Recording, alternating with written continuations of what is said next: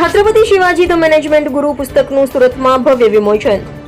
સુરત શહેરમાં આજે જાણીતા રાજકીય અને સામાજિક આગેવાનોની ઉપસ્થિતિમાં છત્રપતિ શિવાજી ધ મેનેજમેન્ટ ગુરુ પુસ્તકનું વિમોચન કરવામાં આવ્યું. આ પ્રસંગે મુખ્ય અતિથિ તરીકે ભારત સરકારના જળશક્તિ મંત્રી તથા ગુજરાત ભાજપના પ્રદેશ અધ્યક્ષ શ્રી સી આર પાટીલ સાહેબ, મરાઠા પાટીલ સમાજ સુરતના પ્રમુખ શ્રી છોટુભાઈ પાટીલ અને યુથ ફોર ગુજરાતના પ્રમુખ શ્રી જિગ્નેશ પાટીલ ઉપસ્થિત રહ્યા હતા.